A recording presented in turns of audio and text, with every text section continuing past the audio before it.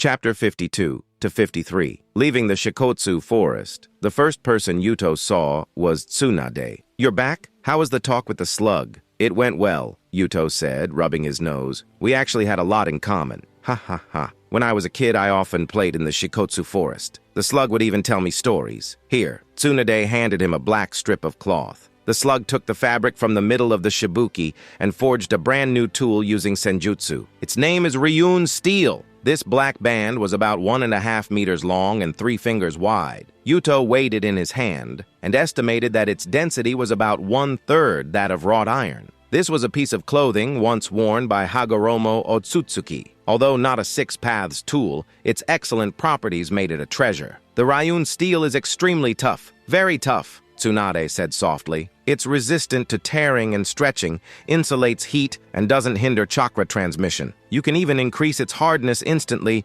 by infusing it with chakra. It flows like a cloud, but can be as hard as steel." While listening, Yuto slowly wrapped the band around his right arm. From his fingers to his shoulder, his entire right arm was bound with the black band. His chakra constantly flowed in and out of his skin, switching the Ryun steel between extreme softness and extreme hardness. It didn't take long for Yuto to figure out the trick. By utilizing a layered structure similar to shrimp shells, his fingers, wrist, and elbow moved freely, while the rest remained as hard as steel. "Let me try that technique," he murmured. Boom! So fast! Tsunade was surprised as she turned in shock to see the young branch family member who had crashed into an abandoned house. Yuto pushed away the fallen beam on him, dusting off his head. His right hand, wrapped in the black band, was now covered with a 1 centimeter thick chakra arm guard. This guard enveloped his entire right arm with fierce fangs at the fingertips and the roar of high temperatures and gales buzzing like a beast's howl. The S-rank jutsu, Lion's Fang Bite, could now be used without any burden.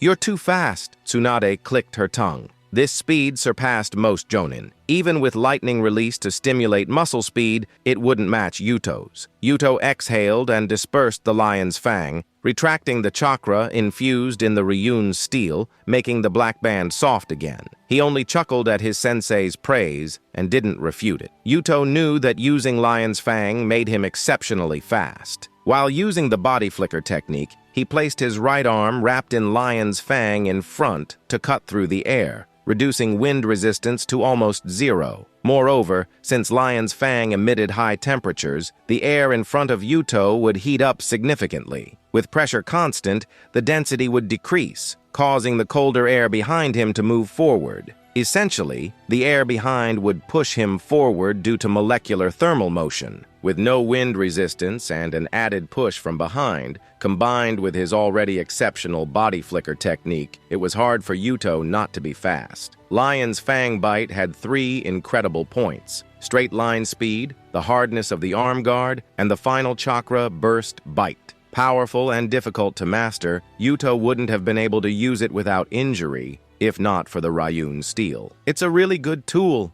Yuto said, stroking the black band wrapped around his right arm. He apologized to Tsunade. "Sorry, sensei, for wrecking a house in the clan compound." "No problem," Tsunade said generously. "It's better this way. Those houses have been uninhabited for years and weren't sturdy anymore." Yuto laughed. "Sensei, I'll head to the back mountain to get more familiar with these." "Go ahead." Tsunade waved her hand. "I'm going to argue with the old man." "Huh? He promised you a reward for being promoted to Jonin, but he's been delaying a jutsu." While Yuto practiced Lion's Fang Bite in the back mountain of the Senju clan's territory, Tsunade had already pushed open the Hokage's office door, sitting on the desk, glaring down at Hiruzan Sarutobi. "Say, little Tsunade, you're the only one in all of Konoha who dares to glare at me like this." Hiruzan Sarutobi sighed helplessly. "What's the matter this time?" Tsunade spread her hands in front of the third Hokage. "Where's the scroll?" "What scroll?" "The scroll!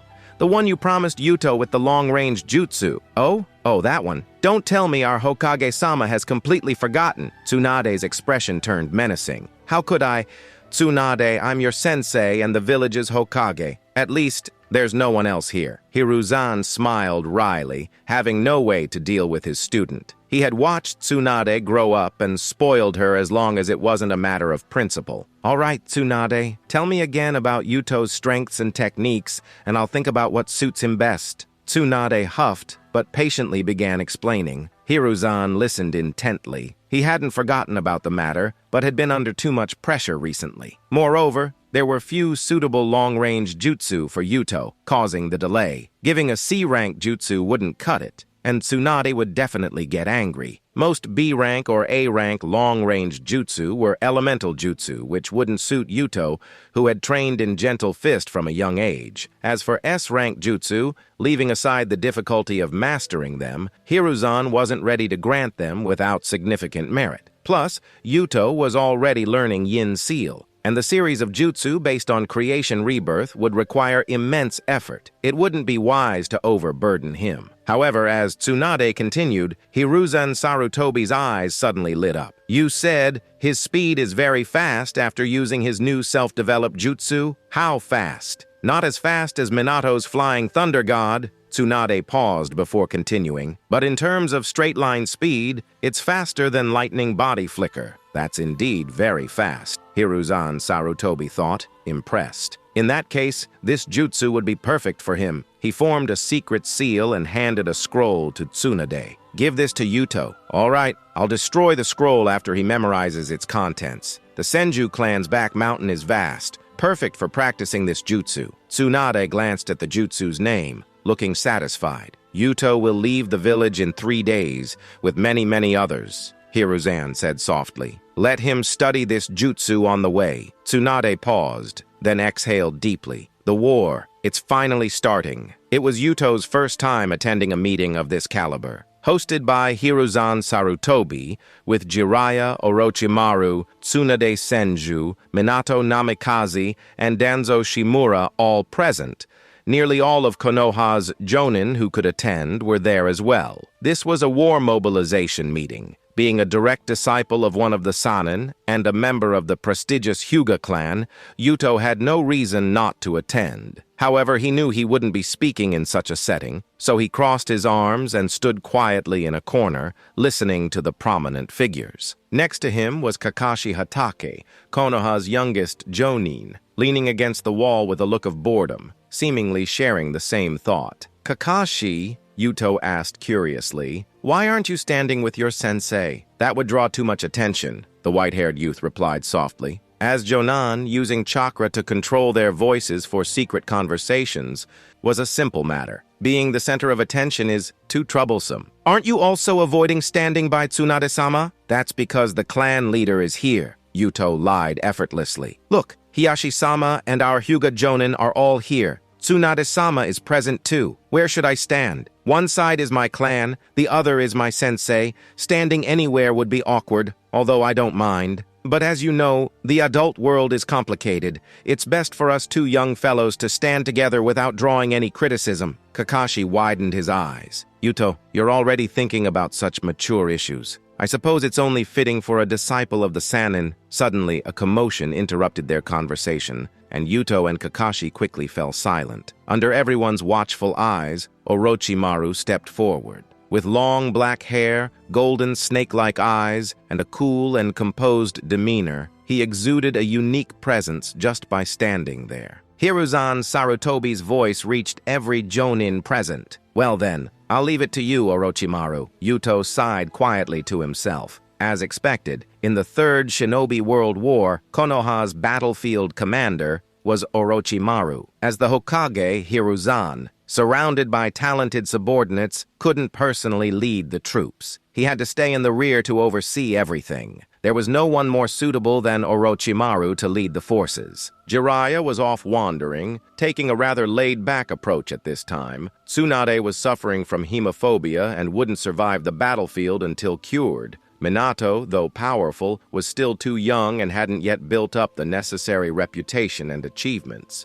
Danzo was more suited to scheming rather than leading in a major war. Following Orochimaru, Minato stood up. This super genius of civilian origin was one of Konoha's vice commanders. There were several vice commanders, but Minato's position, immediately following Orochimaru, spoke volumes about his importance. However, no one foresaw that Minato would become the next Hokage. Based on seniority, Orochimaru's ascension seemed almost certain, with Jiraiya being a more likely candidate than Minato. Adult games are really complex, Yuto thought with a slight smile, closing his eyes as he stood quietly. This war mobilization meeting was mainly to establish the command hierarchy on the battlefield. With Orochimaru first and Minato second, the rest of Hiruzan's speech was largely repetitive. Fight for Konoha, for the peace of the land of fire, inherit the will of fire, resist external enemies. Hiruzan had given these speeches many times since becoming Hokage, almost making them a pre-deployment ritual. While not very practical, they at least provided psychological reassurance. Konoha's rules were still intact. Everything was orderly and under control. After the meeting ended, Yuto stretched his shoulders and was about to leave the Hokage building when someone called out to him. "Yuto, can you stay for a moment?" Turning around, he saw a clean, handsome face with a head of blonde hair. "Minato-senpai," Yuto stopped. Due to developing the lion's fang bite, he had a decent relationship with Minato, at least on the surface. "Calling me senpai makes me feel old," Minato laughed, inviting Yuto into an office. "Yuto, this war, Tsunade-sama won't be on the front lines." "Yes, I understand. Sensei's illness isn't cured yet. So, as disciples of the Sanin, I think we should take on more responsibility. Minato-senpai, what do you need me to do?" Looking at Yuto, Minato's blue eyes showed sincerity and warmth. "Yuto, because of my Flying Thunder God technique, I'll be leading the reconnaissance and raiding units. As a Hyuga Jonin, your Byakugan is crucial to Konoha's reconnaissance. So, I was thinking, could you oversee the reconnaissance unit for me?" Yuto's eyebrows twitched slightly. "Minato-senpai, I'm afraid," he paused, then continued. "My position isn't suitable for leading the reconnaissance unit. I appreciate your kind offer. A branch family member leading the main family would be a huge joke." Minato seemed to realize this and apologized sincerely. "Sorry, I didn't think it through. Sometimes I can be a bit slow, but don't worry. I promise that under my command, nothing will happen that puts you in a difficult position." Changing the topic, Minato asked, "By the way, Yuto, I heard you recently obtained an A-rank ninjutsu?" "Yes, Minato-senpai. Developed by the second Hokage. It's quite difficult." "Ha ha ha.